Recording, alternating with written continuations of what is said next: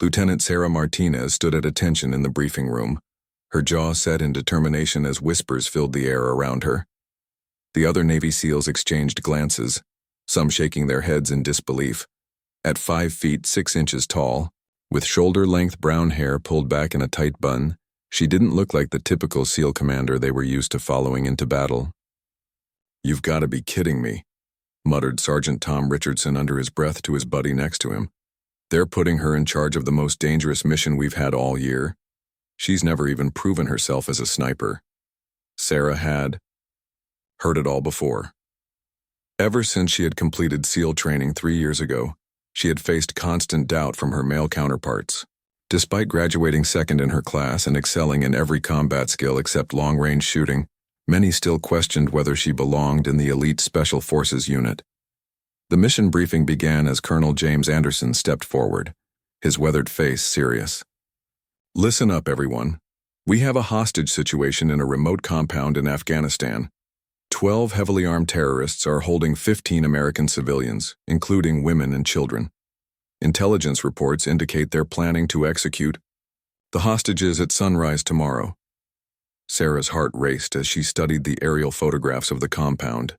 The building was surrounded by high walls with watchtowers at each corner. Getting close would be nearly impossible without being detected. "The plan is simple," Colonel Anderson continued. "We need a sniper to take out all 12 targets simultaneously before they can harm the hostages. This requires perfect precision and timing. One missed shot could result in civilian casualties." The room fell silent as all eyes turned to the usual choice for such missions, Staff Sergeant Mike Collins, their best marksman. But Collins was currently recovering from a shoulder injury sustained in their last operation. "Sir," with Collins out, "who's going to take the shots?" asked Richardson, already knowing the answer but hoping he was wrong. Colonel Anderson's gaze moved to Sarah. "Lieutenant Martinez will be our primary sniper for this mission." The reaction was immediate. Several SEALs began talking at once, their voices filled with concern and doubt. "Sir, respectfully, Martinez has never completed a mission of this magnitude," spoke up Sergeant Davis. "Her longest confirmed kill is only 400 meters. These shots will require at least 800-meter precision." Sarah felt her cheeks burn with embarrassment, but she kept her expression neutral. It was true that her sniper scores during training had been average at best. While she excelled in close combat and tactical planning, long-range shooting had always been her weakness. "I understand your concerns," Colonel Anderson replied firmly, "but Martinez is our most qualified available sniper and time is running out. The mission launches at 0400 hours. After the briefing ended, Sarah walked alone to the armory to prepare her equipment. The weight of everyone's doubt pressed down on her shoulders like a heavy pack. She had worked twice as hard as everyone else to earn her place among the SEALs, but moments like this reminded her that many still saw her as an outsider. As she cleaned her rifle, memories of her childhood flooded back. Growing up on a ranch in Texas, she had learned to shoot from her grandfather, a Vietnam War veteran. He had always told her that shooting wasn't just about steady hands or perfect vision. It was about understanding the connection between mind, body, and target. "The rifle is just a tool, Sarah," he used to say. "The real weapon is up here." He would tap his temple. "When you can quiet your mind and trust your instincts, you'll never miss what matters." But those childhood lessons felt distant now as she faced the most challenging mission of her career. 15 innocent lives hung in the balance, and her teammates had little faith in her abilities. That evening, Sarah spent hours at the shooting range, trying to improve her accuracy. Each shot that missed the bullseye felt like another confirmation of her teammates' doubts. Richardson and Davis watched from a distance, shaking their heads. "This is crazy," Richardson said to Davis. "Those hostages are as good as dead if she's the one taking the shots." Sarah heard their words but forced herself to focus. She closed her eyes and remembered her grandfather's voice. "Don't shoot with your eyes, sweetheart. Shoot with your heart." As the night grew darker, Sarah made a decision that would change everything. Instead of continuing to practice the same techniques that had never worked for her, she would trust in something deeper, the instincts that had kept her alive through countless dangerous missions. The pre-dawn hours approached quickly, and soon, The team would be heading out to the compound. Sarah knew that in less than 24 hours she would either prove her worth as a SEAL or potentially cost 15 innocent people their lives. The pressure was unlike anything she had ever experienced. But somewhere deep inside, she felt a spark of the confidence her grandfather had tried to instill in her years ago. As she prepared for what could be the most important mission of her life, Sarah whispered a quiet prayer and made a promise to herself. She would not let her team down no matter what it took. The helicopter blades chopped through the cold mountain air as Sarah and her team approached the target location. Dawn was still 2 hours away, giving them a narrow window to get into position. Sarah sat quietly, checking her equipment one final time while trying to block out the nervous energy radiating from her teammates.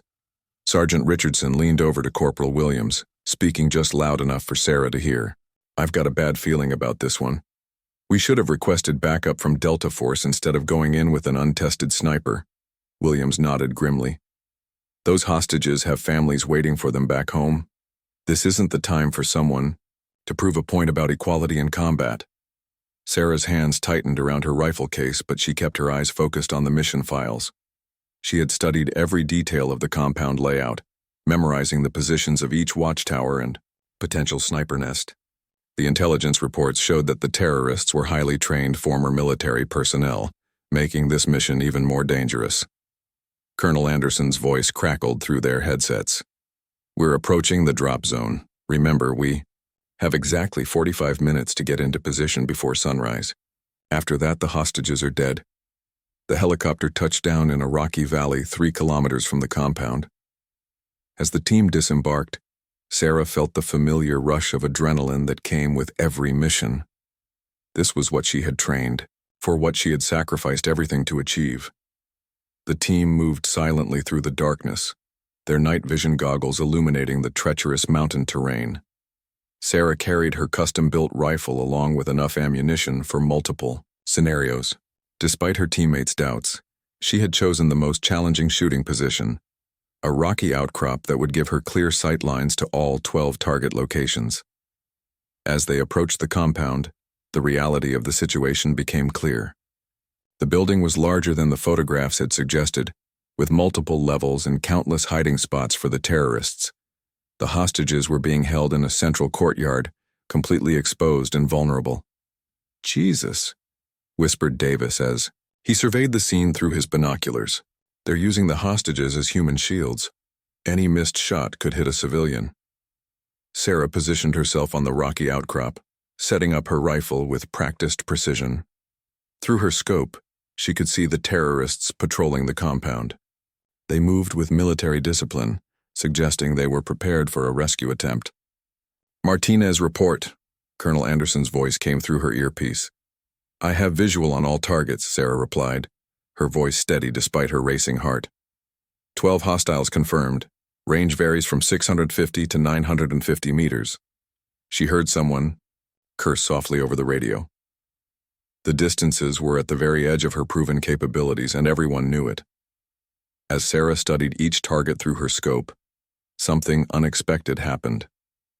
The doubt and anxiety that had plagued her for months began to fade away. In its place, she felt a calm focus that reminded her of those childhood days on her grandfather's ranch. The first target was a bearded man in tactical gear pacing near the main gate. Through her scope, Sarah could see he was carrying an assault rifle and had a radio clipped to his vest. He would be her first shot. "I need 5 more minutes to calculate wind speed and elevation," Sarah reported. "You don't have 5 minutes," Richardson's voice crackled back. "Intelligence just reported that they moved up the execution timeline. They're planning to start killing hostages in 10 minutes. Sarah's blood ran cold. 10 minutes wasn't enough time for a proper setup, but it was all she had. She closed her eyes for a moment and remembered her grandfather's words. "Sometimes you have to trust what you can't see, Sarah. Trust your instincts." When she opened her eyes, everything had changed. The world through her scope seemed clearer, more focused. She could feel the wind patterns, sense the subtle movements of her targets, and anticipate their positions with an accuracy that surprised even her. "Command, I'm ready," Sarah said, her voice now filled with quiet confidence. "All units stand by," Colonel Anderson ordered. Martinez, you are authorized to engage. Remember, all 12 targets must be neutralized simultaneously to prevent civilian casualties. Sarah took a deep breath and began her mental countdown. Each shot would have to be perfect, timed to the second to prevent any terrorist from alerting the others or harming the hostages. Through her earpiece, she could hear the rapid heartbeats of her teammates, their breathing shallow with tension. Everyone knew that the next few minutes would determine whether they returned home as heroes or failures. As Sarah prepared for the most challenging shots of her life, she felt her grandfather's presence beside her. The doubts of her teammates, the pressure of the mission, and her own fears melted away. For the first time since joining the SEALs, she felt truly confident in her abilities. "On my mark," Sarah whispered into her radio, her finger moving to the trigger. 3, 2, 1. The first shot rang out like thunder in the pre-dawn silence. Sarah watched through her scope as the bearded terrorist at the main gate dropped instantly, his radio falling from his hand before he could alert the others. Without pausing, she smoothly transitioned to her second target. The rooftop sniper never saw it coming. Sarah's bullet found its mark just as he was raising his own rifle to scan the surrounding mountains. He collapsed behind the concrete barrier, his weapon clattering to the ground below. "Two down," Sarah whispered into her radio, her voice eerily calm as she moved to the third target. Her teammates watched in stunned silence as Sarah worked with mechanical precision. Each shot was perfectly placed, each target eliminated before they could react or warn their companions. The woman they had doubted was performing like a seasoned sniper with years of combat experience. Target number 4 was patrolling the west wall when Sarah's bullet struck him center mass. He fell forward into the compound's shadows, invisible to his remaining colleagues. The other terrorists continued their patrols, completely unaware that their numbers were rapidly dwindling.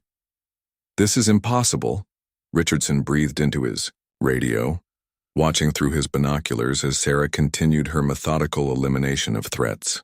"She's moving faster than Collins ever could." The 5th and 6th targets were standing together near the hostage area, making Sarah's job more challenging. She needed to eliminate both simultaneously to prevent either from raising an alarm. Sarah steadied her breathing, calculated the slight difference in distance, and fired twice in rapid succession. Both terrorists crumpled to the ground within seconds of each other, their bodies falling away from the hostages who remained huddled in the center of the courtyard. The civilians had no idea they were being rescued. The silenced rifle shots were inaudible from their position.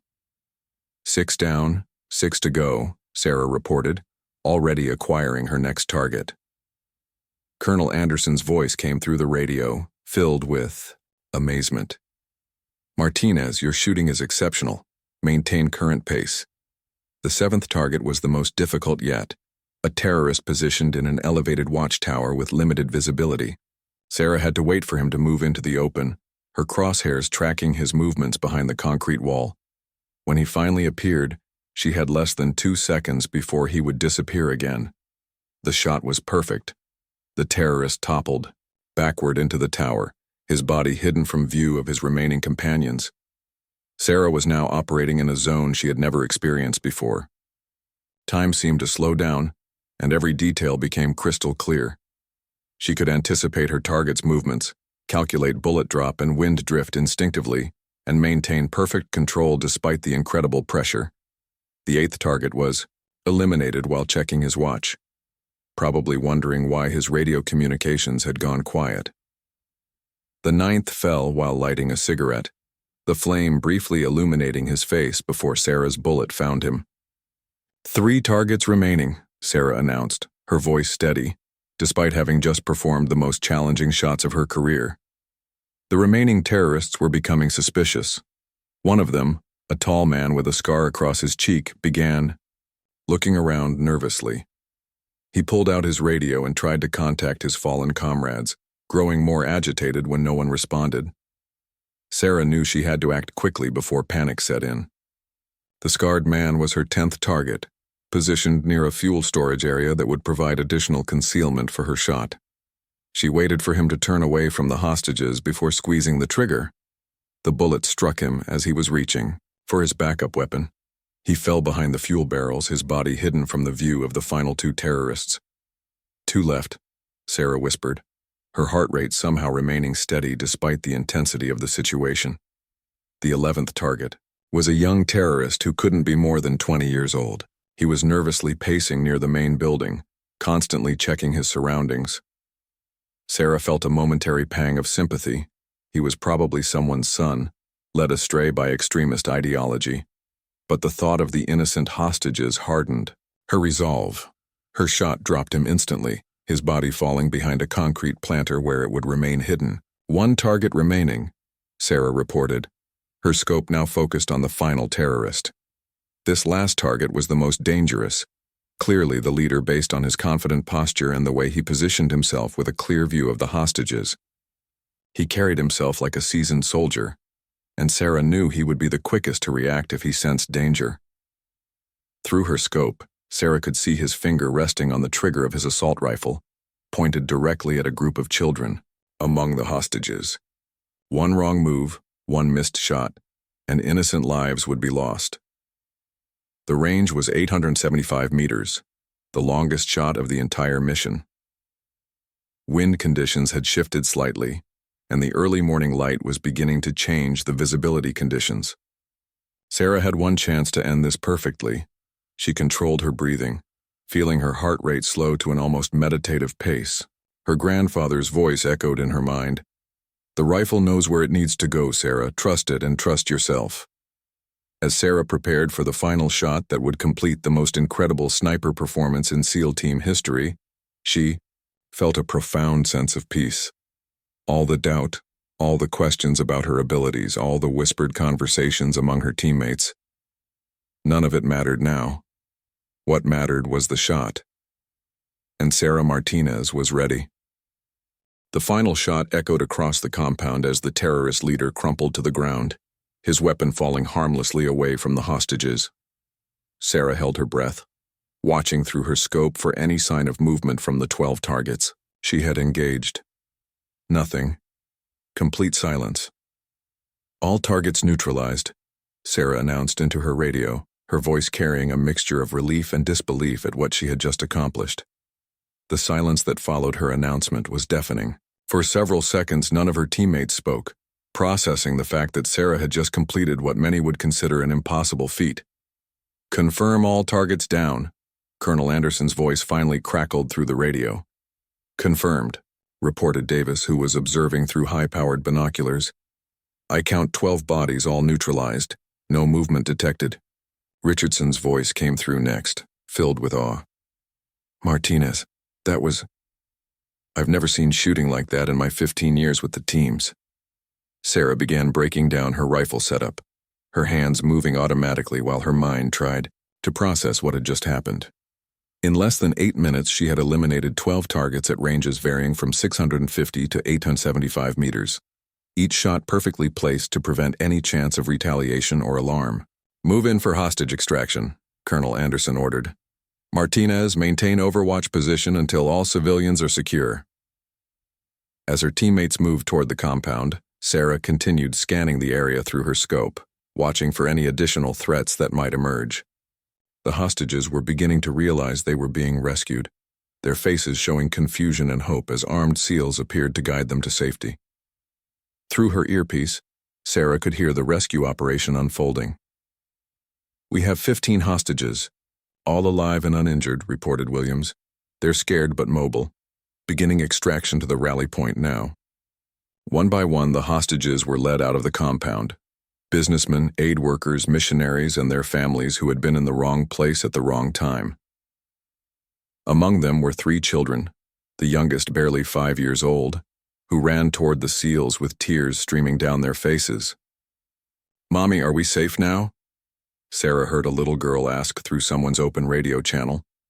"Yes, sweetheart," came the gentle reply from one of her teammates. "The bad men are gone. You're safe."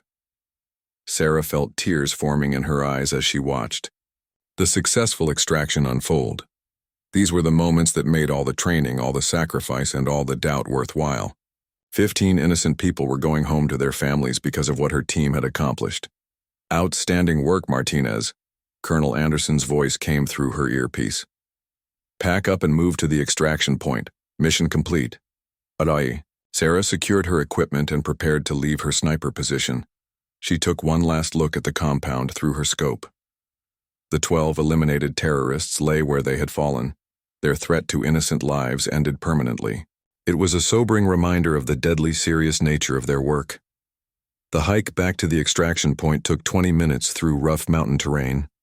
Sarah's teammates, who had been skeptical and doubtful just hours earlier, now looked at her with newfound respect and admiration. "Sarah," Richardson said, using her first name for the first time since they had served together. "I owe you an apology. What you did back there, it was legendary." Corporal Williams nodded in agreement. "I've never seen anyone shoot like that. Under pressure. Collins couldn't have done better even on his best day." Sarah appreciated their words, but she remained focused on the mission until all personnel were safely extracted. It wasn't until they were aboard the helicopter heading back to base that she finally allowed herself to relax. Colonel Anderson made his way over to her seat as the helicopter climbed altitude. "Martinez, I've been doing this for 28 years, and I've never witnessed marksmanship of that caliber. 12 targets, 8 minutes, no missed shots, and 0 civilian casualties. It's going in the books as one of the finest sniper performances in special operations history." The other team members were talking excitedly about the mission, replaying each shot and marveling at the precision Sarah had displayed. But Sarah herself sat quietly, still processing the events of the morning. As the helicopter flew over the Afghan mountains, Sarah thought about her grandfather and the lessons he had taught her on the ranch in Texas. She wished he could have lived to see this moment, to know that his granddaughter had found her true calling and proven herself among the most elite soldiers in the world. The radio crackled to life with a message from headquarters. "Bravo, team. Be advised that preliminary reports of your mission success have reached command. Prepare for debrief upon return to base." Sarah knew that in a few hours, she would be sitting in a debriefing room, explaining how she had accomplished what many considered impossible. But for now, she was content to sit quietly and watch the sunrise paint the mountains in brilliant colors, knowing that 15 families would be reunited because of what her team had achieved. The doubt was gone. The questions about her capabilities had been answered definitively. Sarah Martinez had proven herself not just as a competent SEAL, but as an exceptional warrior capable of performing under the most extreme pressure. The debriefing room at the naval base was packed beyond capacity. Word of Sarah's extraordinary performance had spread quickly through the special operations community, and officers from multiple branches had gathered to hear the first-hand account of the mission. Admiral Rebecca Hayes, the base commander, sat at the head of the long conference table, her expression serious but impressed. "Lieutenant Martinez, before we begin the formal debrief, I want you to know that preliminary reports of your performance have reached the Pentagon. They're calling it the most impressive display of marksmanship under combat conditions in recent military history." Sarah sat straight in her chair, still wearing her combat fatigues from the mission. Despite the praise, she remained focused on providing an accurate account of what had transpired. "Thank you, Admiral. I was just doing my job." 12 confirmed kills in 8 minutes, at ranges up to 875 meters with 0 civilian casualties. Admiral Hayes continued. "That's not just doing your job, Lieutenant, that's redefining what we thought was possible." The debriefing proceeded methodically, with Sarah explaining each shot, the environmental conditions she had faced, and the split-second decisions that had led to the mission's success. Military analysts took notes, recognizing that her performance would likely be studied in sniper schools for years to come. Colonel Anderson presented the technical details of the mission, including satellite footage that had captured portions of Sarah's shooting sequence. The room fell silent as they watched the recordings, seeing the precision and speed with which she had eliminated each target. "The thing that strikes me most," commented Major General Patricia Stone, "is the psychological pressure Lieutenant Martinez was operating under. Not only were civilian lives at stake, but she was also proving herself to teammates who had publicly doubted her abilities." Richardson, who was also present for the debriefing, spoke up. "General, I was one of those doubters, and I want that. On the record, I questioned whether Lieutenant Martinez belonged on this mission, and I was completely wrong. Her performance wasn't just exceptional, it was inspirational. The formal debriefing lasted 3 hours, covering every aspect of the mission from planning to execution. When it concluded, Admiral Hayes asked Sarah to remain behind for a private conversation. "Lieutenant, I've been in the Navy for 32 years, and I've never seen anything quite like what you accomplished today," the Admiral began. "But I'm curious about something. Your training records show that sniper work was your weakest area. What changed?" Sarah thought carefully before responding. "Admiral, I think I was trying too hard to shoot like everyone else instead of trusting my own instincts. When the pressure was at its highest and lives were on the line, I stopped overthinking and started feeling the shots." Admiral Hayes nodded thoughtfully. "There's an old saying that pressure makes diamonds. You certainly proved that today." Over the following days, news of the mission spread throughout the military community. Sarah found herself receiving congratulations from colleagues she barely knew, and even from former instructors who had questioned her sniper abilities during training. The rescued hostages had been safely returned to their families, and several had specifically requested to thank the sniper who had saved their lives. Sarah met with them in a private ceremony, seeing firsthand the impact of her actions on real people with real families. 8-year-old Emma Patterson, one of the children who had been held captive, approached Sarah after the ceremony. "Are you the lady who saved us?" "I'm part of the team that saved you," Sarah replied, kneeling down to the little girl's level. "My daddy says you're a hero," Emma said with the innocent directness of a child. Sarah felt her throat tighten with emotion. "You're very brave, Emma. I'm just glad you get to go home to your family." The recognition continued to pour in. Military publications requested interviews, and Sarah's performance became a case study in sniper training programs. But perhaps the most meaningful recognition came from her own team. Richardson approached her after training one afternoon, his expression humble. "Sarah, I wanted to talk to you about something that's been weighing on me." Sarah looked up from cleaning her rifle. "What's on your mind, Tom?" "I realize I never properly apologized for doubting you," Richardson said. "It wasn't just professional skepticism. I let my preconceptions cloud my judgment about your capabilities. You proved yourself in the most dramatic way possible, but you shouldn't have had to." Sarah appreciated his honesty. "Tom, doubt can be a motivator if you use it right. Maybe I needed to prove to myself what I was capable of under extreme pressure." Their conversation was interrupted by Colonel Anderson's arrival. "Martinez, I have news. Admiral Hayes wants to see you in her office immediately." Sarah made her way to the Admiral's office, wondering what this unexpected meeting might be about. When she arrived, she found Admiral Hayes reviewing a thick file of documents. "Lieutenant, please have a seat," Admiral Hayes began. "I've been reviewing recommendations for your next assignment, and I have several options to discuss with you." The Admiral spread out several documents on her desk. "First, there's an offer to become the lead instructor at the Navy's Advanced Sniper School. Your performance has generated significant interest in understanding and teaching your techniques."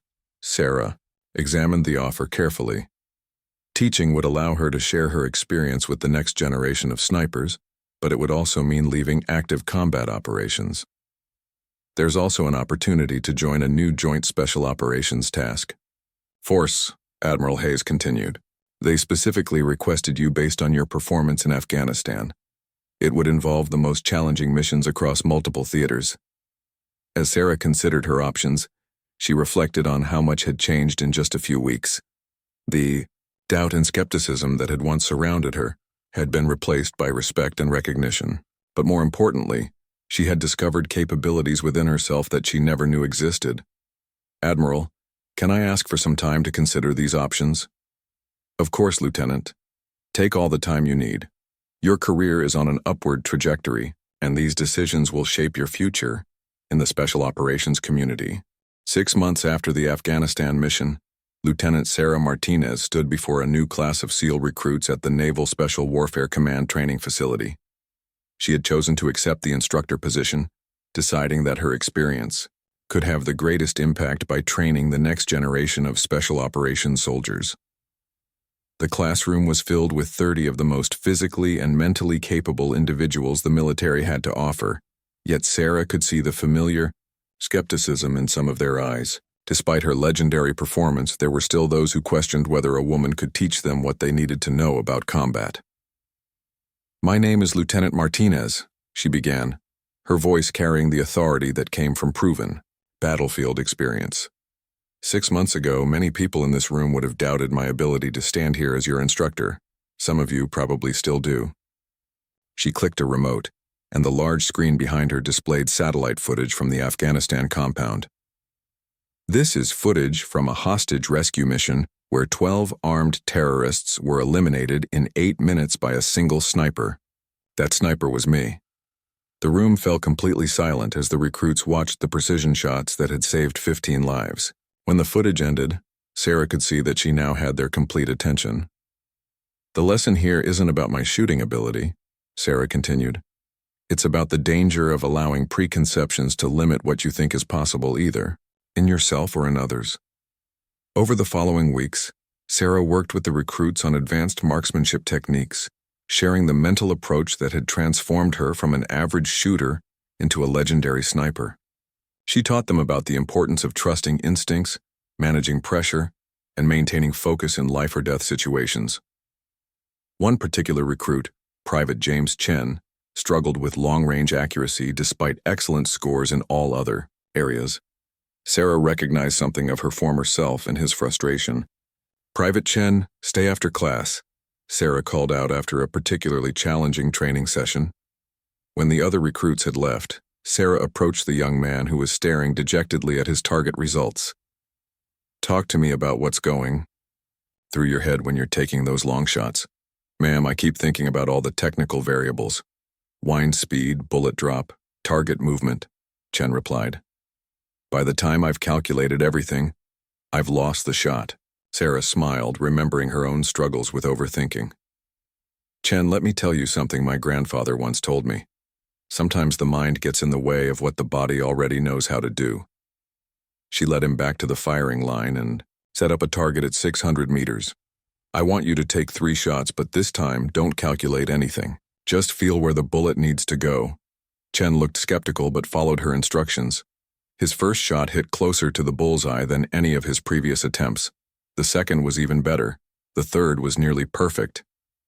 "How did that feel different?" Sarah asked. "Like I wasn't fighting the rifle," Chen replied, amazement in his voice. "Like it wanted to hit the target." This became a defining moment in Sarah's teaching career. She realized that her greatest contribution wasn't just technical instruction, but helping other soldiers discover their own inner capabilities. Word of her teaching method spread throughout the special operations community. Experienced snipers began requesting advanced courses with her, wanting to understand the mental approach that had led to her record-breaking performance. During one such advanced class, Staff Sergeant Collins, the sniper who had been injured during the Afghanistan mission, attended as a student. After class, he approached Sarah privately.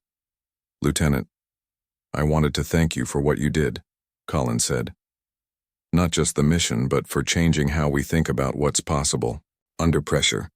"Mike, you taught me a lot during my early training," Sarah replied. "I'm glad I can give something back to the community." Collins smiled. "I've been sniping for 12 years and I learned more about the mental game in your 3-day course than in all my previous training combined." Sarah's impact extended beyond the classroom. She began writing training manuals that incorporated her philosophy of instinctive shooting, and her techniques were adopted by SEAL teams worldwide. The woman who had once been doubted as a sniper was now revolutionizing how elite soldiers approached their craft.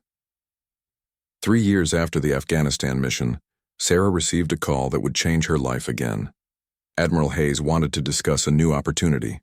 "Sarah, there's a position opening up for the commanding officer of SEAL Team 7, Admiral Hayes said during their meeting. "Based on your performance, both in combat and as an instructor, you're the top candidate." Sarah felt a surge of pride and responsibility. Leading a SEAL team would mean returning to active operations while also mentoring the next generation of special operations leaders. "Admiral, 3 years ago, my own teammates doubted whether I belonged on a dangerous mission. Now you're offering me command of an entire team." Admiral Hayes leaned back in her chair. Sarah, leadership isn't about proving you belong somewhere. It's about helping others discover what they're truly capable of achieving. You've already demonstrated that ability. On a warm spring morning, Sarah stood before SEAL Team 7 as their new commanding officer. The team included several soldiers she had trained, as well as veterans who had heard the stories of her legendary performance in Afghanistan. I know some of you may have concerns about serving under a female commander. Sarah began her first address to the team.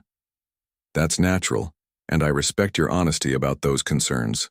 She paused, looking each team member in the eye. What I ask is that you judge me not by your preconceptions but by my actions. Give me the chance to prove that I can lead this team to accomplish things none of us thought possible. As Sarah looked at the faces of her new team, she thought about the journey that had brought her to this moment.